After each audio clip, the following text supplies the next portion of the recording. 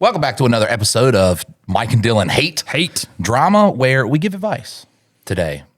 And we're on a new system, so we are on a new. We aren't. I don't know. I didn't let Dylan finish that up. Yeah, we're well. That's just par for the course. But well, no. Dylan's like, "Hey, Mike, do these intros." So I'm like getting ready to do the whole intro, but for the other podcast, I just fucked it up. It's that you click the button now, so it's just like, I got to be in game mode already, and I got a little bit nervous, and we're back now. It's no different.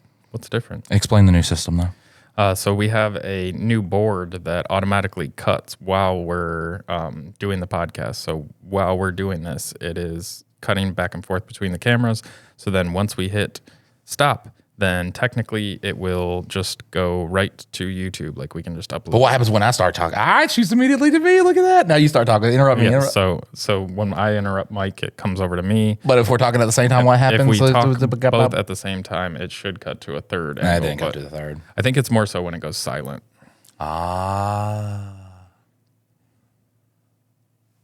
It did it. That's awesome. That's awesome. So it's really going to help out a lot because a lot of our time doing these podcasts, and that's what I like to think of with Mike and Dylan Hate Drama now, is it's just kind of like, we could complain about movies, complain about life, give advice sometimes.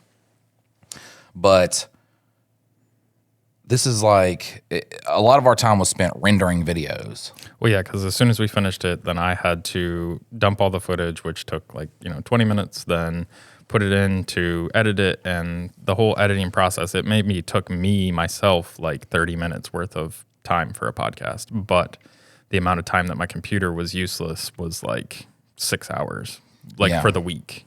So it really held us back on getting stuff out there. And, Dylan wasn't helping me out on things that I said I don't need any help out on, which was making me angry on the inside. And I kept those emotions in like a woman does. Listen, we love you ladies, but when there's something wrong, you are not going to tell us.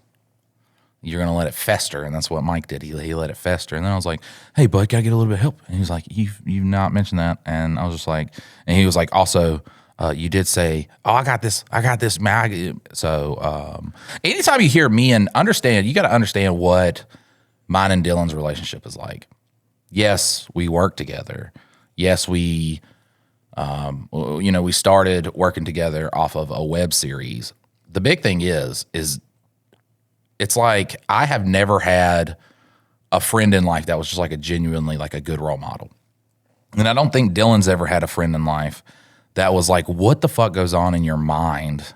It's the craziest shit. And I like to explain it kind of like, I'm this big galaxy of just shit going on at all times. It's pretty much you can't comprehend what's going on. And Dylan is like the sun in that galaxy that draws everything back together. Mine and Dylan's relationship is like a big brother and a little brother. And the little brother is just like, all saying all these things, and big brother's kind of like live the life, especially when it comes to like, video and stuff like that. I was doing shit that was popular on social media, but he did things that were good, like quality stuff. So a lot of the times I'll be like, "Oh, what a great idea I have," and Dylan's like, "That would fucking A, that's hard, and B, you're like, let's do 5 of them a week." So, yeah. Well, I mean, just like right before we started this podcast, Mike's like, "I got this new idea. We should do this." And I didn't say we should. I said it was an idea that I was not. I know. But like, I prefaced. Mike will come up with a good idea, and it's a solid idea. The only thing is it's not on the path that we're on, and so if we then go do the thing, it takes the effort away from something else. And so that's one thing and when we first started, I'd kind of just let you go whichever directions. And as we've gone on, I'm just like, if we decide something, we just got to stay on that path and see it to the end. I think the streaming idea was the straw that broke the camel's back, though. I just went up to Dylan. I was like, "Yeah, it's a stream because, it could help out a lot." And Dylan was like, "Mike, you're going to hate that because you're going to want to spend time with your kids." And I'm like, "Oh, no, I got this. They're going to be going to bed." And then it was like the third night that I did it, I went home and I spent time with my daughter, but it was only for like 30 minutes because she had to get to bed. So I'm going to ask Dylan a technical issue right now that I'm having. The listener is not going to hear my mouth going, are they? Because I can hear it. Yeah, I mean, whatever you're hearing, you're hearing. It's driving me fucking bananas. Yeah, you shouldn't be. Come on, whistle wet. I don't know. I got cotton mouth today. And it's based on mic placement. So like depending on where your mic is, they're gonna hear what you are saying. So if I hold it up a little bit, then it should qualm the little ASMR for. Well, and we are a new addition as well with the headphones where we can actually hear what you guys will be hearing. I really thought it was going to fuck me up being able to hear my voice because every time I've been able to hear my voice, it slows down my speech. I think it's when there's a delay, but this is pretty even. Like as you're talking, it's there, but it's not like when you do it through like a game system or anything like that. There's a little bit of delay, and so that you're constantly like hearing what you're saying. But this is very real time. So if it wasn't for Dylan, man, the thought of a podcast like this where all the technical stuff and a lot of shit, man, it's very refreshing not having to be everything, like I was back in the day. So just to not have to be like, well, how did you get the sound where it's not echoing and shit like that? It's just so goddamn. It's sometimes I want to mouth kiss my brother here, but he's tried a couple times. But and on the bonus episode this week on Thursday, we're going to talk we're going to go over the year, like kind of a look behind the curtain of the things that have happened. Me and Dylan's going to talk about it, cry about it, whatever. But I think it'll be a unique bonus episode. Definitely a lot of the fourth wall and shit. So it'll be fun. It will be fun. We got that is technically our first submission that we got when I put on which show it goes to. So people no longer had to say which show it went to. So that one was for Mike and Dylan Hate Drama. I like the name you'd like to use for the submission area because this is Mike Hawk. Oh, I see what he did there. It should have been Hunt, though, because that's way funnier. And it just blends in so well. But it says, crazy ass story, and in parentheses, gone sexual. Uh-oh. Trigger warning, trigger. Oh, trigger warning. Listeners to the Mike and Dylan Hate Drama podcast. If you were around children or the elderly, put in your earbuds. Put in your earbuds now, or we're going to talk about dicks and stuff. Hey, Mike and Dylan, sorry for this long-ass post, but it's been a bit of a dramatic story this is a drama story from 5 years ago. So this happened when I was 20. A bit of backstory leading up to this is a bit longer, so bear with me. Man, this is just like a wife would tell it. All right, well, I got to start from the beginning. I think it's the husband. All right, well, wait a minute. All right. It's Mike Hunt. So let's go to where it started. Yeah, Mike Hawk. Maybe have Dylan read it so Mike doesn't get winded. Fuck you. So in 2019, my now wife and I had our daughter, which, scary being in high school when she was born, but it all worked out. We were living with her parents at the time, and the whole house kind of just got really into it with everyone else, to the point that we moved out / got kicked out. After this, I called my mom, who lived in Colorado. For context, I lived in Nebraska at the time, and she was like, oh, you guys can just stay with me, which I was like, sweet, I love my mom. From the moment we got there, it was all hell. From the first day we arrived at her house, she's like, oh, let me take your wife, which was my fiance at the time, back to Nebraska to grab the rest of your shit, which, mind you, is an 8-hour drive one way. When they got back, everything seems to be okay, but then things get weird. Let me get started on some of the quirks, in parentheses, quirks, of living there, such as being on literal camera such as there being a literal camera in the living room that was recording at all times. Stop looking at the fucking TV, Dylan. It's distracting me. Well, you're talking so loud that it comes through mine and then it cuts back over to me. And so you're reading and it's just looking at me because and then you're so loud. Fuck me. I'm so loud, man. I got to be... You got to get your quieter. podcast voice. The broadcast. Hello. Such as there being a literal camera in the living room that was recording at all times. They brought it up that it was for safety since my mom was running a small daycare. I love it going back and forth, though, because that's good, because then they're getting your reaction as it reads. And it's good for when we cut this shit up and put it on other things to say, hey, look at our podcast. Just looking over here. What's going on? Yeah, except for it shoots to Dylan just like a deer in hell. Oh, fuck. Oh. I should just look dead straight into the camera the whole time. You should. I don't know where to put this podcast at. So maybe go down below your mouth and up. But then they hear the breathing, right?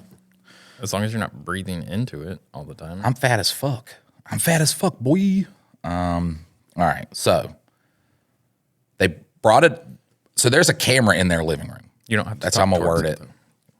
They brought it up that it was for safety since my mom was running a small daycare and they needed to help keep a record if anything happened. This was just one major red flag, but it was their house so she could do what she wants. Now, this is probably going to be the biggest paragraph because it's all weird shit my mom did about or around my wife, and it's a lot.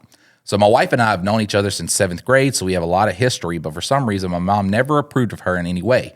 She would make weird comments about her from her weight, attitude, even just why she did to a point. It was very strange. I'm sorry. That's why they wanted me to read it. Yeah, this is why I'm sorry. Look, hey, it's grammar. It's not me. It's not me. It's the grammar. And then part of my brain wants to like change it so people can understand. I think that's the problem. Is sometimes the words are there and the way that you want them to be is not the same way that they're written on the page. Especially me. I got to cool off on this damn energy drink like I didn't just drink an energy shot. People listening like, Mike, that's so bad for you. I know. I'm gone at 35. I got 2 years to get my shit right. All right. So she would make weird comments about her weight, attitude.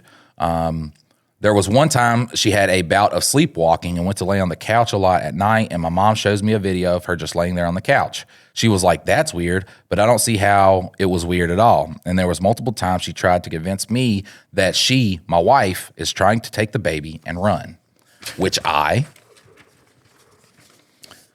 knew was true, but what? I guess he said, what, knew wasn't true? Maybe that's what they meant. Okay, so we're going to read it like we knew it was true, which I knew was true, but she kept being up like, oh, are you having dreams about this one thing? Which I wasn't, but it was constant conversation with her. I could keep going on and on about the stuff my mom said to me about her trying to convince me that I needed to leave her. With that came things that they expected us to do in the house with no warning or no conversation. A big one was making my wife watch the kids at the daycare. It would always be 2 to 4 children at a time, but still just throwing that onto someone who had just had a baby a few months ago, as well as having a falling out with their parents. Another was to pay half of all the bills. Just one day they gave us a list and was like, yeah, we want you to pay all of these from utility to Wi-Fi, which to be fair is something you can ask people living in your house, but there was just no warning or conversation.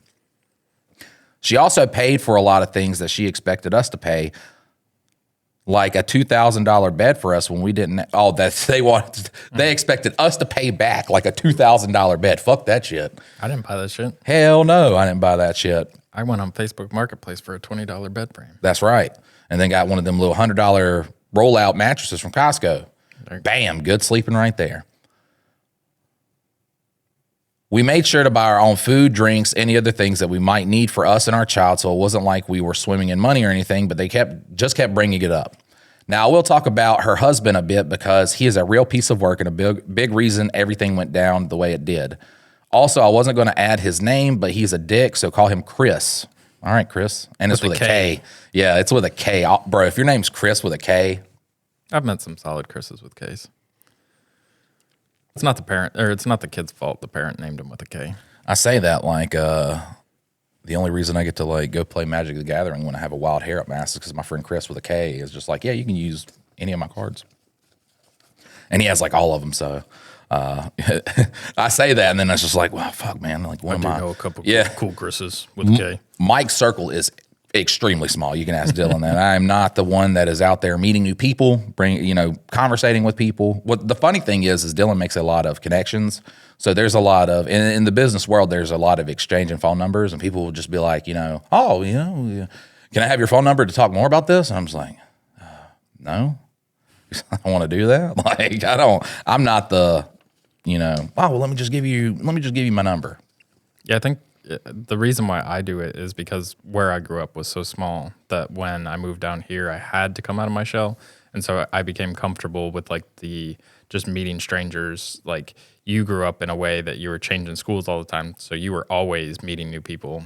And literally from the time I was 3 until the time I was 17 and moved down here, I literally knew the same like 30 kids. The only people we'd meet is somebody that a friend of mine knew. Like, right. It would never be just like, oh, just meet a stranger. And so I had to learn how to do that. And then starting business and everything, I learned that it was necessary. I guess, yeah, I'm just burnt out on it. Well, and you went like TikTok famous. And so then like giving out your numbers, like kind of a different thing when a couple million people know who you are versus me, just a couple thousand people in the local area. True. All right. So now we're talking about Chris. To start off, he's a drunk and not a very nice drunk. Look, I like nice drunks. I like a jolly guy, a jolly drunk guy. That's the best. They had a full-size fridge downstairs in the basement just full of liquor, and it had to be restocked a lot. Because of this, my brother, 16 at the time, was living with them as well and is what I would say is a problem child in a way of picking fights with anyone around. So my brother and my mom's husband fight a lot, got into a decent amount of physical fights as well. Who won? So wait, you're just letting this guy beat your mom's ass? Beat your brother's ass. Brother's ass. Yeah. Okay. Fucking his brother up. Still, I wouldn't stand for that shit. Hell nah. Fuck no. I'm going to save a lot of details because it's a lot of the same shit over and over. But going into the night of the main incident that caused me to not talk to my mom anymore happened about 4 months after we moved in with them. It was my birthday, ironically, but me, my wife, my brother, and my mom were all sitting in the living room talking when somehow the conversation about how Chris always treats my brother came up, who is a child compared to like a 40-year-old man. 16 is still a child. Yeah. And my mom says, it wouldn't be that bad if my brother wouldn't just push his buttons so much. To which I said, maybe Chris shouldn't be such a snowflake, which I found funny because Chris is the type to throw the term snowflake on anyone he doesn't like. He's one of those guys. Oh, you snowflake. And then you fucking say something. It's just like, you can't talk about that stuff. And it's like, you can. You can. What a crazy flip, though. Tucker Carlson talked about it at the little fucking Republican thing that happened this weekend or last week. I don't know when the fuck it was. But he was like, what a time to be alive when Republicans are the ones saying that you can't talk about subjects and wanting you to be deplatformed for talking about subjects. Well, I think that's the whole thing is it's always been that way. It's the mirror that you hold up. When you criticize other people, it's the shit that you don't like about yourself. Like without even thinking about it. Like the people that say snowflake are some of the biggest snowflakes in the world. Which is crazy because when people on the left, they'll talk so much shit about someone else being racist. And then it was like, well, we looked at these tweets from like 5 years ago and you just was spamming the N-word. And then, you know, you get that apology video where it's like, I apologize for my actions.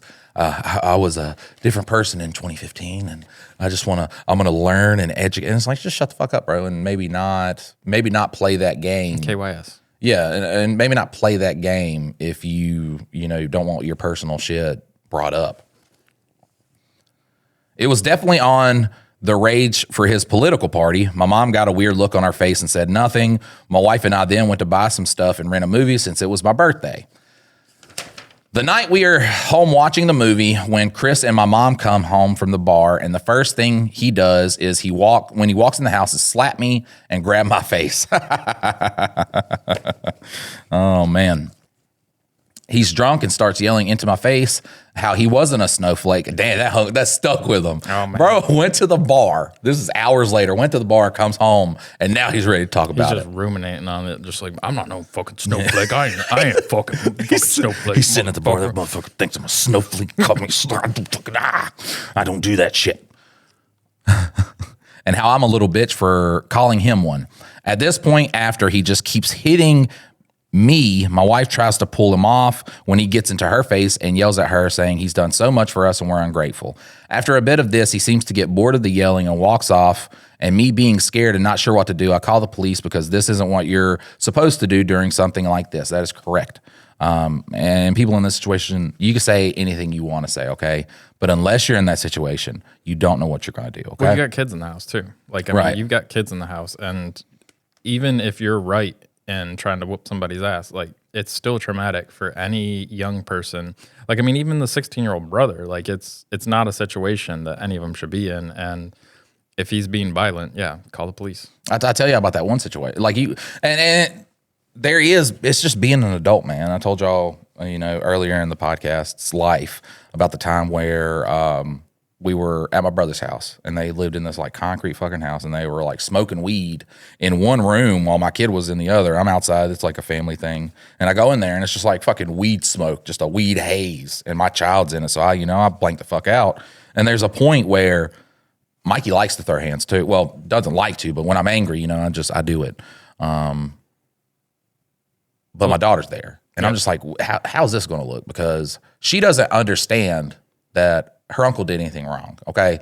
And for me to just sit there and just start beating his ass, and she doesn't know what the fuck's happening, like, how's that going to look? So you do have to kind of, know when and where to do these things. I remember my favorite part of that was there was this random bitch there, and I think my half brother was like trying to date her, like he was in love with her, and she was fugly, man, fugly, but he's a big old boy and couldn't get a girl, so he's like in love, and she was always around. And I had said something, and she walks up to me and points this little toy gun in my face like she was going to hit me with it or something like that. And the next thing I knew, this flash of fury came from the side, and my wife just like puts the top of her head in this bitch's head and pushes her back. She's like, I don't know. And I was like, oh, shit. My wife is a little bit of a gangster. I was also holding my daughter at that time, too. Oof. Yeah, so that was a big situation, which I'm glad I didn't beat up my brother, because then he would be... I'd be in jail for assault on a handicap again. Fucking liar. There was one time that one of my friends almost got into a fight with a chick, and it basically the whole, equal rights, equal fights type thing. If a woman is hitting you or putting hands on you or a loved one. So we were at a keg party and we were all drinking, and I don't know what they started exchanging words, and then she spit in his face, and then like... all of us like scooped him up and dragged him out, because rightfully so, he could have just fucking decked her. And, technically he would have been in trouble, but like spitting on somebody's assault too. Yeah, that's assault, yeah. But it was just like one of those, and she was just a tiny little girl. Like she thought she was bad, but she would have just gotten wrecked. Cause like he's also a like trained fighter. Like he did different kinds of fighting techniques. And so it would have been super bad for her. But I seen something. I can't remember what incident it was. But I think it was the Joanna Violence. What the fuck is his name? Jamal Hill situation where Joanna Jędrzejczyk was going to beat up his girlfriend or something like that. I don't even think she was at the event, or she was. I don't know what happened. But Jamal Hill pretty much said, if you touch my girl, I'm going to uppercut you. Yeah. And because she's just a normal-ass woman, where Joanna's fucking one of the greatest female mixed martial artists ever. And a lot of people are in the comment section like, well, if Joanna hit his girlfriend, then that's a felony because her hands are registered as lethal weapons. That is not a real thing. That's never been a real thing. I know plenty of people who, train and do stuff. And, I used to train when I was younger. Nobody's ever had their hands registered as lethal weapons. Well, and it's not that. It's simply that is assault. Like, no matter what the reason for your fight is, like, if somebody starts a fight, that person can be charged with assault. Like, simple as that. Just understand, if anybody ever tells you that, though, that person's probably not fought a day in their life and are trying to do a peacock tactic to get you back down. Well, I think it depends on, like, how far the fight goes. Like, if there's permanent injuries or like death or anything like that, I think it does come into play your skills, like on how much like self-defense and stuff is acceptable. If you are a trained fighter and you were to like kill somebody in a fight, they would not look as kindly because you know how to. The scary thing is too, man, and this is something that people don't think about. Until it happens to you, people die every day from regular fights. Mm-hmm. Every day someone dies from regular fights. And you guess get what? Knocked out and hit the ground wrong way. The back of the head smacks that ground. It can be ball game, especially if you're on concrete or whatever. I remember there was an incident, I think it was in Lexington, where there was an argument at one of the restaurants. They go outside, and this younger guy punches this older guy, and the older he dies right there, and then you are going to jail. That's it. You're going to, unless you can prove that, punching him was like the last resort, you're fucked. And I was just like, man, I am not. It almost gives me like a fear to punch somebody, which I mean, a lot of times too. I just hit him with some fucking high class snark now, and I feel pretty good about it. Snark. Yeah, I snark them real fucking hard, and I'm just like, I feel way better. All right, so I also forgot to mention, because this isn't what. Oh wait, I also forgot to mention as well that the whole time he was doing this, my mother was just standing behind him, making herself a cup of tea and smirking. After the cops get there, she even offers them a cup like they're their old friends. Not much came from it because I didn't want to press charges at the time, but because because that would mean I couldn't live there with my family. Jesus, buddy. Maybe we should put in like a thing. You. Yeah, maybe we should put in like a thing, run it through something. Luckily, at this point, we made amends with my wife's parents, and they agreed to come get us because it was some bullshit, and they saw that. So we spent the night in a motel, and the next day we went back to the house to wait for her parents, trying our hardest not to talk to Chris or my mom. When her parents get there and we are loading things into their truck, my mom pulls her mom aside and starts trying to talk bad about my wife, like she isn't talking about her daughter to her. What a stupid situation. So yeah, this drunk guy put hands on my husband last night and was talking shit to me. It's been a nightmare there. And then they get there and the mom's immediate. Nothing makes you look worse, even if you're in the right. They called him a snowflake, and that really upset him because he's not a snowflake. And your daughter sleeps on the couch a lot, so she might be trying to leave with the baby. But nothing makes you look worse, even if you're in the right, than talking shit about somebody. Talking shit about somebody's kid to that person, like, it's never going to work out good for you. The gusto, the audacity. And after we left, I haven't once talked to her, and I refuse after what happened. In the almost 6 years that has happened, I've maybe gotten like 3 or 4 messages from her. The first one was she missed her grandbaby. The second one was she missed me. And I think the last one was her showing off that she skydived for her birthday, which was very strange to send to your son you haven't talked to in years. Look at how much fun we had. Right. Can a drunk pay for this? He's doing way better. He's only drinking 6 nights a week now. Since that last one, I think there's been one that I didn't even read because it was probably just some bullshit anyways. So that's one of the most hectic stories in my life, at least the latest one to happen. If you guys ever want more, less dramatic stories, I can give you some. They're not very long. You have the time. I almost died and got rushed into surgery, to some weird shit about growing up, a good portion of my childhood in a tent. I feel that. Mikey did that when he was a kid sometimes, and a few others. I didn't even bring up my dad because that's a big bag of worms, but I do hope you guys enjoyed the story. I tried to make it shorter so it wouldn't be like 10 hours long, even though you guys should release a 10-hour Two Daddies Judging Baddies, just saying we ain't doing that. God, 10 hours. Also, I really hope the story makes sense, as I haven't had to write so much since I was in high school. It made pretty good sense. There was a couple fuck-ups. All right, but we love you. P.S. Love the podcast and listen to it at work every day. One of the best parts of my day, honestly. Keep up the good work. And in the words of Dylan, you want to do it? Later. There you go. Hell yeah. Yeah, anytime you got toxic family members like that, it's just best to cut them out. Yeah, I mean, he did the right thing on both fronts, like calling the police when homeboy, he did call the police, right? That's what he did. Yeah. The cops they walked in, the mom's like, you guys want some tea? It's just so funny that, like, these Billy badasses, though, like, you're beating up on kids, bro. Like, you're not a badass. Right. You're beating up a 16-year-old, and I don't know how old the listener was at the time, but, like, he's saying he's just getting out of high school. So probably like, 20. And that makes you feel like a man to beat up a kid? Yeah. I don't care how drunk you are. That's still uncalled for. I am going to say if you did fight back, it probably wouldn't be that difficult. No. Especially with a drunk. Drunk people are the easiest people in the world to beat up. And I don't know what it is about drunk people because they want to fight the most. Yeah. But they can't fight. Well, it just amplifies all emotions. Happy, sad, angry, whatever. It's like putting the volume at like 11. Like that's your body fighting for survival right there. Yeah. Going through those different emotions, that is. I mean, it's literal poison on your body, which brings up the funny shit that's been going on lately with the whole alcohol, weed thing. So I'm pretty sure it started about like a month ago. The alcohol industry really is going hard on like weed. They're getting their ass kicked, especially with THC drinks. Destroyed.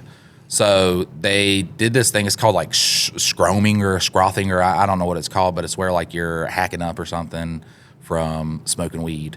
It's the stupidest fucking thing. I wish I knew the name of it, but they started this thing, and then they started, paying people like fucking New York Post and shit to release articles about people going to the ER about this stuff, which is funny because you can literally, and it's like people going to the ER and they're very scared, but you can literally just look up how many people died from alcohol that day. And it's like, 5 people died from alcohol poisoning, like 1,000 people died from cirrhosis of the liver and shit like that. So you have a product that people enjoy more. You can have a more enjoyable time on it too, and it doesn't kill you.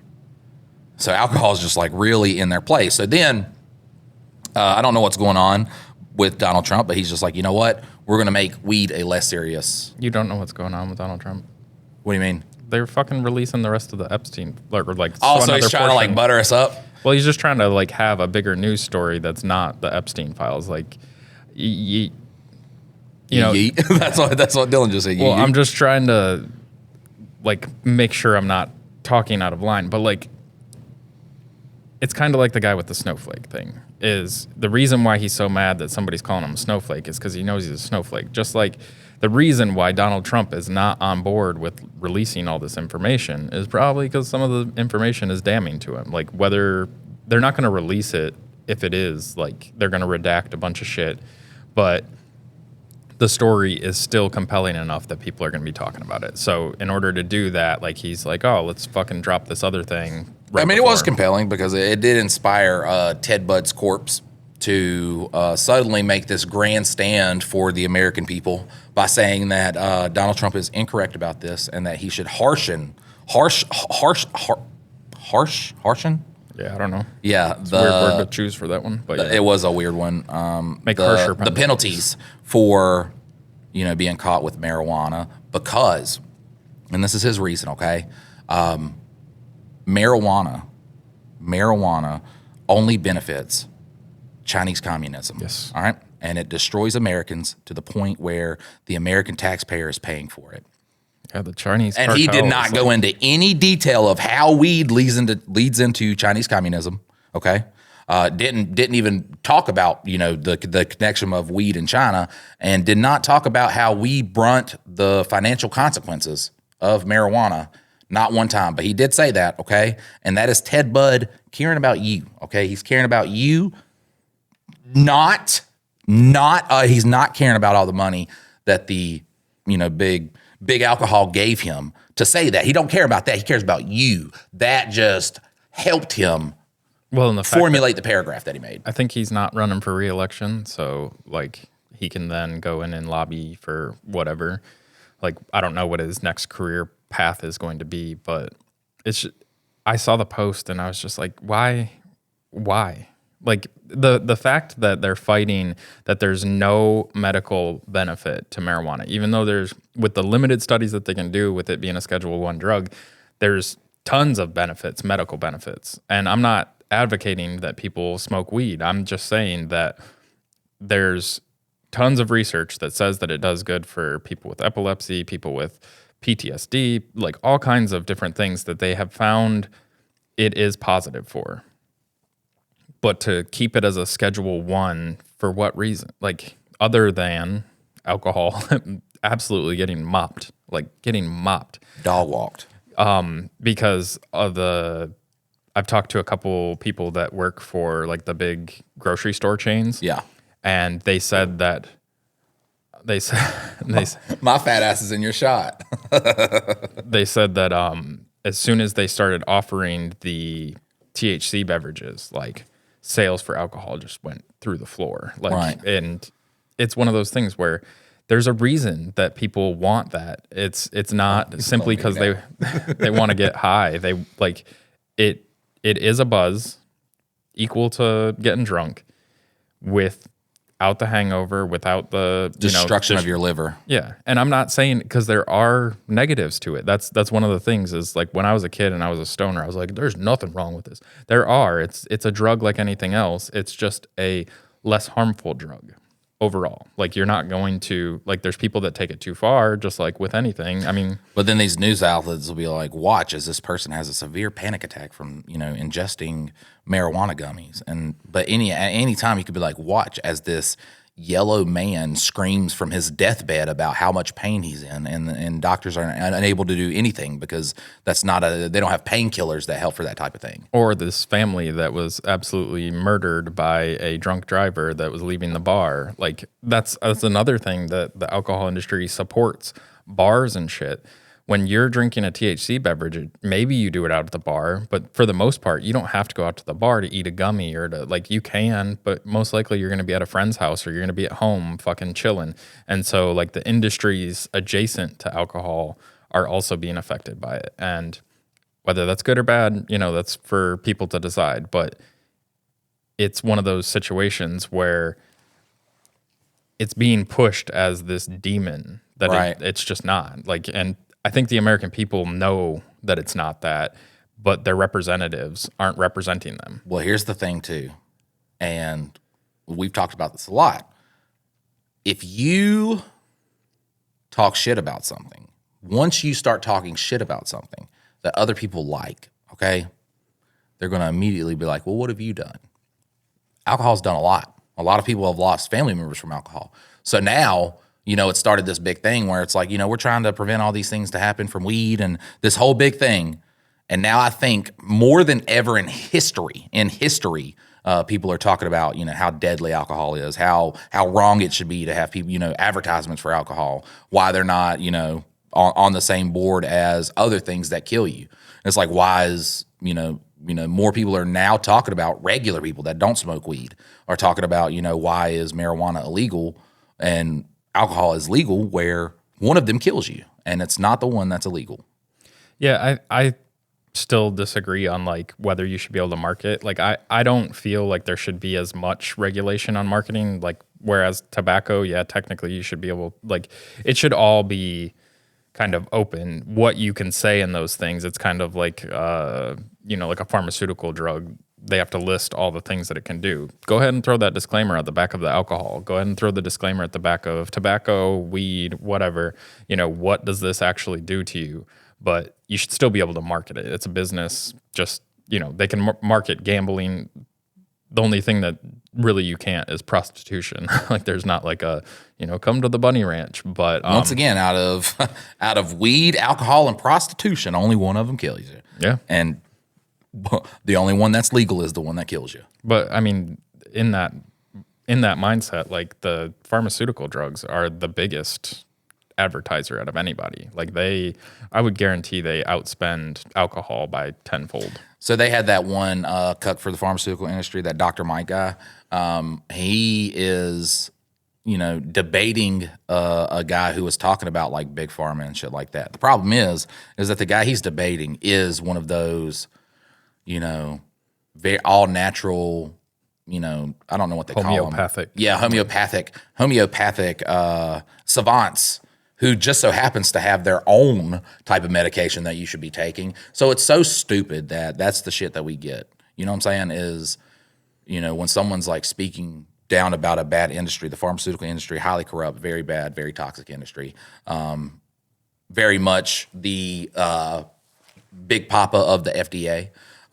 If the FDA says something is bad, that is Big Pharma saying that thing is bad. If the FDA approves something, that's because Big Pharma was just like, you say it, yeah, we want this, we want to push this. A very corrupt and dangerous industry. And to have someone like that with such a big platform and caring about people to just be like, well, Big Pharma's not. I mean, what's the difference between Big Pharma? And I've not seen the whole thing. I'm going to say that. I'm going to say that. I've not seen the whole thing. But it is corrupt, and I just don't like that we don't talk about, or the times we get someone to, really talk about the corruption is against a guy. Like, it just doesn't look good if you're trying to defend something, and the person you're defending it from is also an awful person. I hate that shit. Well, yeah, they're pitching their own remedies. Like one thing that I noticed though is what we need to do is get one of these that can just ride with you, because you keep moving like back and here and forward. I mean, like it sounds the same in my head though. No, I can hear it getting quiet. Like that's when we pick you up the most in my microphone is when you come back here, because then it's picking up the room, and so it's not as close to you. I think we need to do is just do like I have a sit back thing. I just chill. But you're gonna get so serious, and then you're gonna talk up here like this, and then it's just gonna come through your mic. No, I'm just gonna sit back here and chill now. Mike's the chill. Look at me leaning. I look good. I'm just chill. Yeah. But yeah, it's just, I think the wildest thing with the pharmaceutical industry right now is they are pitching drugs for conditions I've never heard of. It's just like, if you suffer from smika, and I'm like, what the fuck is what? Like, who suffers from this? Like, It used to be like high blood pressure, cholesterol, like fucking cancer, AIDS, like the big things that you hear about all the time. And now it's like, if you have toenail fungus, you should take this pill. Side effects are death, bleeding from your anus, like death from bleeding from your anus. And it's just like, I think I'll take toenail fungus. Because I know I saw one on constipation and then one on IBS, which IBS is something that I have. And I'm just like, I could deal with it. I got pain sometimes. Well, I think that's where the homeopathic stuff really comes in. If you were to fix the food that you're putting in your body, get your like microbiome back to where it should be, like a lot of that stuff would alleviate itself. Right. And that's where it's fine. But when you start telling people like, oh, all these scientists are wrong about like cancer and stuff, which I'm one of the first ones to say, I don't think chemotherapy is it, dog. Like, I don't think there's so many countries now that they have dramatically lowered the amount of death from cancer. And it's like, oh, we're rising.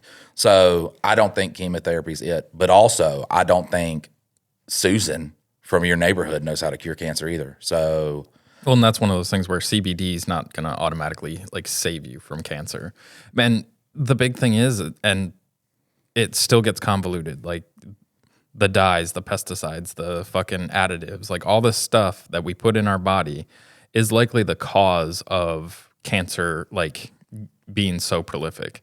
But then the simple change away from like doing a healthy diet and everything like that can help, but you still need medical care. But in our system, there's only a certain road that the physicians can take you on. It's like you have to go down. Like if we suggest anything outside of this path, we could be found for malpractice because this isn't approved for me to tell you to do.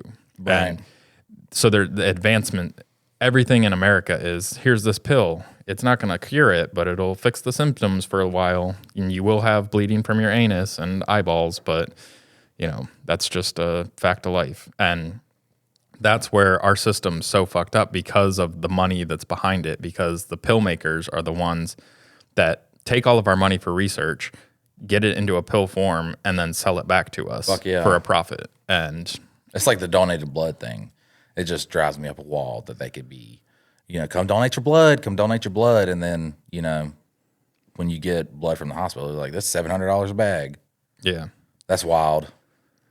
Yeah, I don't know all the stuff behind that because I know. And it's crazy because other countries don't have shortages on blood ever, and then they don't charge you for the blood that you're getting from somebody. Well, that's the whole system that's fucked. And like, I wish the people on the right would actually like pay attention to the way that all these terrible socialist countries and like see what they're doing, because here we pay out the ass for insurance. We pay out the ass at the hospital until our insurance kicks in, and then we pay out the ass until we hit our deductible, and then it starts to cover. And in another country, yes, they get more taken out in their taxes. But that's it. Yes. And that bill pays for fucking a ton of shit. And they make more than we do comparatively, like with their cost of living. Their cost of living, yeah, their cost of living. Comparatively, America's like, what, 79th or some shit like that, some crazy fucking number. And it's like, we have every excuse in the book to not make healthcare free. And it's so stupid how people will fight for that shit. And it is, a lot of times now, I'm going to say it is the older people of this country who are just like, well, I don't want to, have more taken out and shit like that. Well, even younger people on both sides are just like, this is fucking stupid. I agree that like with our system set up as it is, like it's not necessarily going to be good because our system is so fucked with the people that are making money off of us that it's fucked all the way from top to bottom. Right. Every single, municipality is fucking over. Like the fact that Duke Power is like, hey, we're going to expand this thing and then we're going to raise all your guys' rates, but then we're going to take out more profit. Like, no, fuckers. Like we paid for your infrastructure, period. Like it's something that exists in the public good. Like you should not be making billions of dollars off of people needing electricity. Off of something that I do believe is it's a need. It's not a human, a human necessity. Yes. That bro, I just went. That's so crazy that you bring that up because this weekend I read a lot about the Paradise Fire, and because I saw a clip of that Matthew McConaughey movie, and so I was looking up the incident behind it because they were based on a true story. So I was looking it up, and it was a fire that happened in, it's like Conway or something like that, I forgot what they called what the other town was that was hit real bad by it, but it was that in Paradise. And what it was PG&E, who is the major electrical company in California. They cover they're in charge of electricity for 2/3 of California. So they had a tower that, and I read about this, so I don't know how it really is, but one of the power lines that's connected to the tower is held up by a metal hook. It's a 140-pound line. So the metal hook, they had not been doing, maintenance on it, and it was wore down. It was only held up by a couple millimeters of metal. That's how much the hook was rubbed into. So it falls off. It's obviously sparking on the ground. Where it was very dry, and there was like 50-mile-an-hour winds. And it was like the fire started at like 6:20, and by 7:40, it's a multi-mile wide fire that's already consumed one town and is now in Paradise. But it was one of the costly. I think it's the costliest or second most costliest behind that big winter storm, which really wasn't. You know what I'm saying? That's where people could just be like, yeah, my stuff got damaged, and it covered all of North America. This was just in one localized spot in California, but it destroyed tens of thousands of properties and stuff like that. And the funniest fucking thing is they're like, the company needs to pay. So they filed bankruptcy. This is a multi-billion-dollar. They filed bankruptcy. Yeah. So because they're trying to say that the people whose house burnt down are essentially like I forgot how they worded it, but they're trying to go into bankruptcy to avoid paying out. So then finally they come out of bankruptcy, and all these there's a payout. They want the government wants them to pay out for their negligence, and 87 people dying, all these properties destroyed. So finally they get them to really pay out. The first payout is to the local governments in California and the hedge funds that were that lost money during that time. And then they backed off while the regular people whose houses burned down and shit like that, to this day are still trying to get compensation from that. It's just a wild thing all around. Where at first I was like, ooh, I'm really, interested in seeing what this natural disaster was, because I didn't hear a lot about it. And it was, one of the deadliest wildfires in American history. So it went from that to being like, what the fuck? Because then it's not only that, they have been responsible for multiple wildfires that have destroyed things. And it's just like the people are still fighting for it. And it's like the government just really backs off. Greg Newsom was really into, he was really in this situation because he wanted them to sell to, Berkshire, the big hedge fund corporation. Yeah. What the fuck? I think it's Berkshire. Are you talking about BlackRock or no?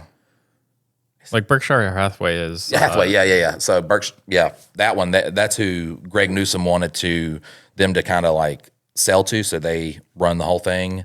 And I was like, what a crazy thing, because everybody in this is like really staunch and passionate for everything that's not the people that got fucking affected, that lost loved ones, that lost their houses and shit like that.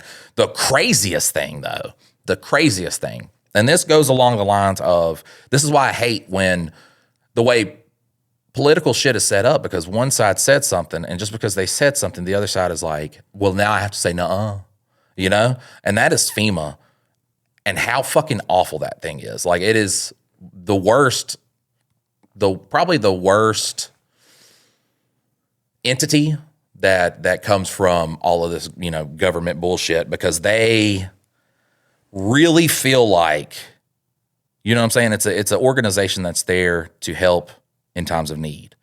But it's like getting that maintenance worker to help you when he's laying there sleeping in the office. It's like, oh man, shit's fucked up and we really need help. And it's like, God damn it, man. Fuck, I just fucking fell asleep. So FEMA's down there helping burn victims and shit, and people who's lost houses and stuff. And, they're down there, fighting the fucking good fight. But PG&E didn't want to pay them for whatever, money that they lost during their thing. So they threatened PG&E that if they didn't pay up, well, they were just going to take it from the victims of the wildfires. And then the whole, I think it really got brought to light, which I don't know how all the shit that they pulled during Katrina got overlooked. But then it really came to light just how fucked they were when it came to, Western North Carolina, Tennessee, and Virginia when they went through the torrential rain and flooding, just how shitty that they could be. So, yeah, I mean, but they do provide a service. Like, that's the thing, is they are not, nothing in this world is black or white. Like, it's not this just core evil. Like, they do provide a service in these times of emergencies that is needed and beneficial. And then, yes, there is a bunch of, that's the problem with our government, is that it's so corrupt that there's so many things going on behind the scenes that should not be going on. And that's part of the problem. And that's why it's hard to trust, like, if we were to go to a universal healthcare system. Okay, yes, sounds good, great. Who's going to run it? Oh, these shit stains that fucking fuck everything up, period. Doesn't matter what program, no matter what industry. So there's good that's being done by it, and then there's a bunch of shit. See, I do see us going towards like a more universal healthcare thing. I don't know, I just Mike Tyson right there, universal. But, and this is just how life is. The direction it's going, it's like, all right, guys, look, we've made universal healthcare. You guys ain't got to pay for nothing. Now, that's the free package. You could pay this one package for $200 a month. That'll get you a fast pass. And the fast pass means it doesn't matter how many people from the free pack, you get to go first. Yeah. Except for the people that are in this $1,000. Now, if you're paying $1,000 a month, this is the great benefits that you get. And it's just, that's just how life is, though. Well, that's life in America. In America, Because there has to be, a profit. Well, and we have to put rich people on a pedestal for some reason. They're not just regular people. These people are the people that give us jobs. They do this out of the kindness of their hearts. They're geniuses. They're taking all the risks and stuff. Well, I had heard something that in like one of the more socialized countries, like a guy got a speeding ticket and he was very, very wealthy. And instead of just getting like a $200 fine, he got like a $15,000 fine because it was based upon like how bad this is going to hurt. So for a poor person, a $200 fine hurts pretty bad. Yep. And then so in order to make it so that this rich guy doesn't feel like he can just... Well, that's what laws are for. Laws is so you learn your lesson. So anytime a law comes with a fine, that is strictly for poor people. Yes. That is strictly for poor people. Well, and on this fine, like it is a ratio of kind of like what your worth is. And so if you are wealthy, the penalty goes up steeply alongside your income so that it actually hurts you. So it's not just a simple like, I got a speeding ticket, let me pay that fine. And then I go about my day and speed next week, like I'll pay my lawyer and he'll take care of this. In that country, it's set up in a way that it's just across the board. So instead of the rich people just being treated like they're fucking royalty, like they are in this country, like the fact that PG&E can declare bankruptcy, but somebody who A, student loans, B, a house, a car, a mortgage, like any of that stuff, you can't get out from under that. You still have to pay a lot of that back. Right. But a business could just be like, bankruptcy.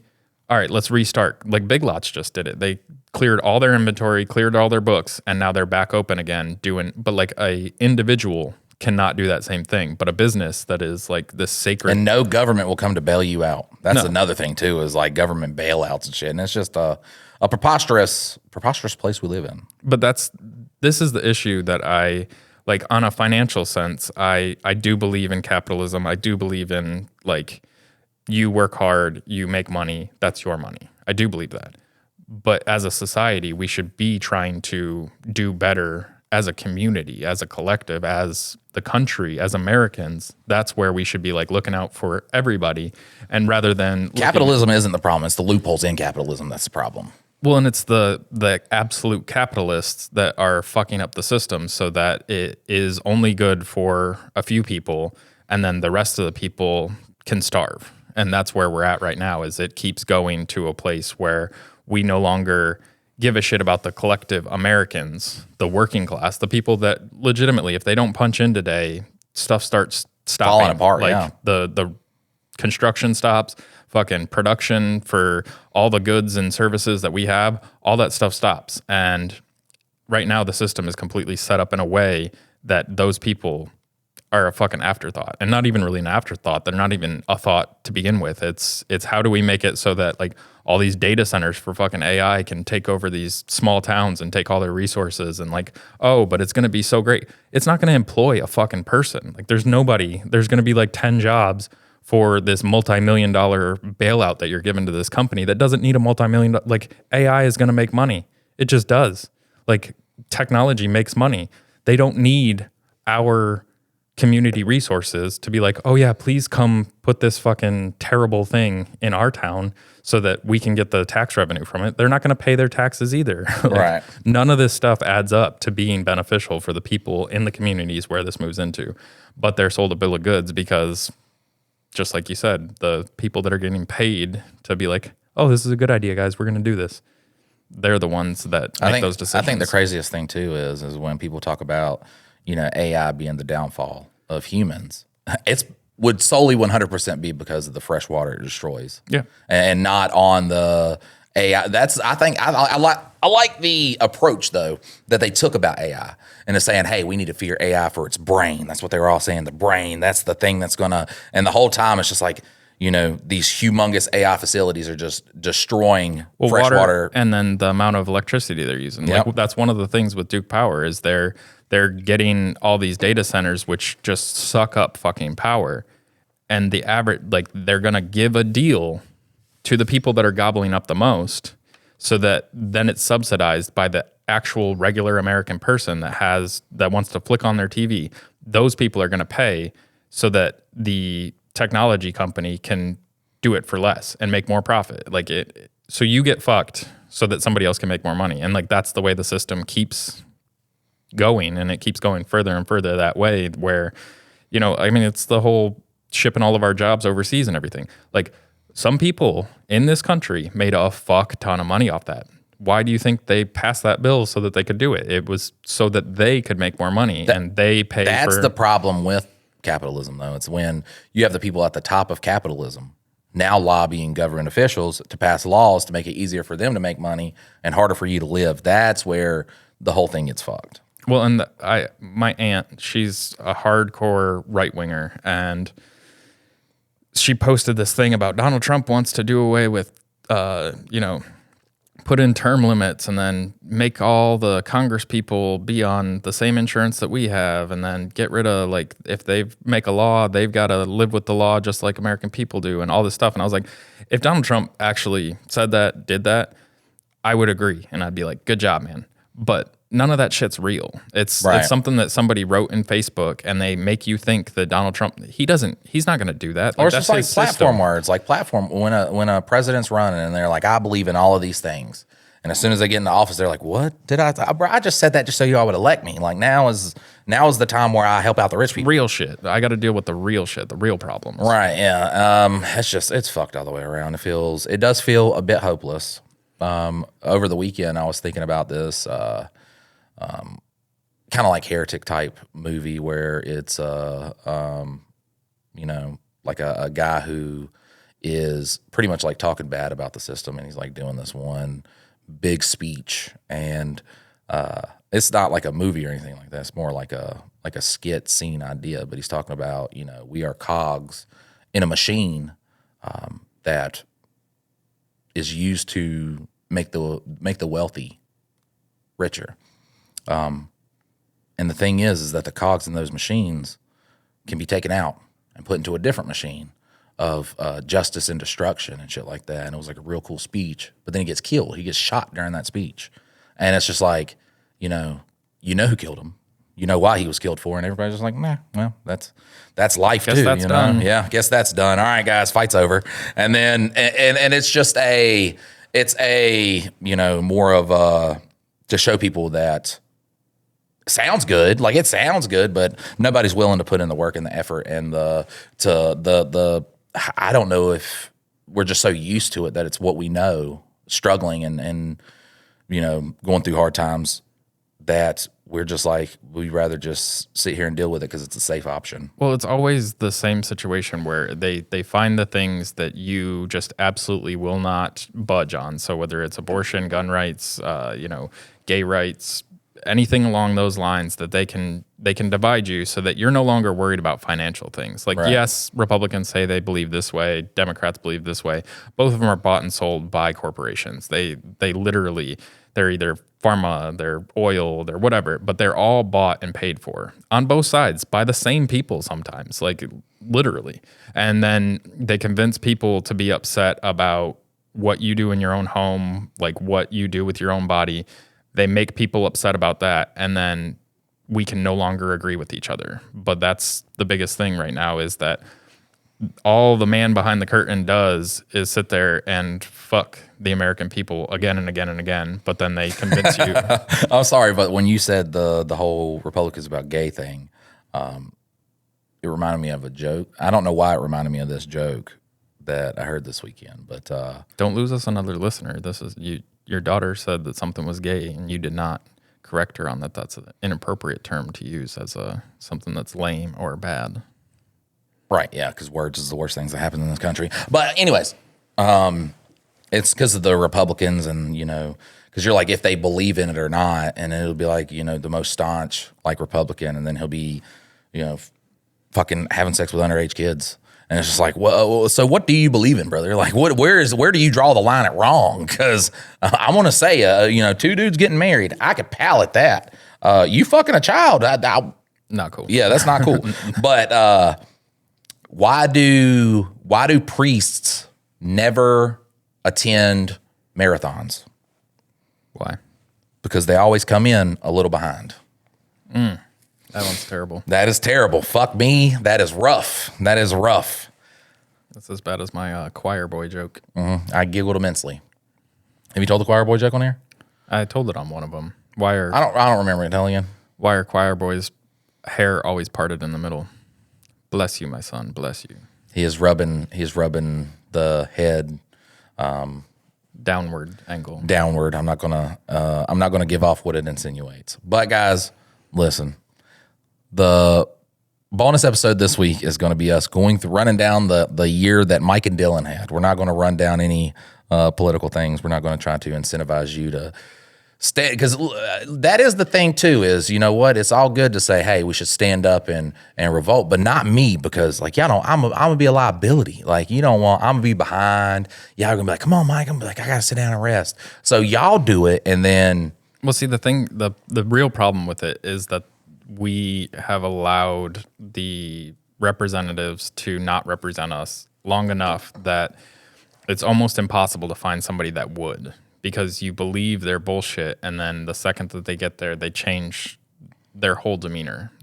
And so trying to find that one candidate that both Republicans and Democrats could get behind for a financial issue is impossible, because there's always going to be those social constructs that are in there, whether it's, gun rights, gay rights, any of the rights, any of those morality issues, all those things. Then, well, that guy believes in this. Well, I don't believe in that, so I can't vote for him. And so it will come out that those things are important to people voting, and they can no longer focus on the sheer generality of like economics and like life. The sheer relentlessness of us getting fucking absolutely pounded. We have been bent over the washing machine, and they are having their way with our rear ends. Didn't even take us out to dinner or kiss us on the mouth. None of that. Didn't even throw on some R&B. Is just straight up fucking us. But look, guys, this has been an episode of Mike and Dylan Hate Drama. Tune in Thursday when we give a rundown about Friday for the crazy ass year that Mike and Dylan had. So. Guys, we love you so much, and we will see you next time. Later.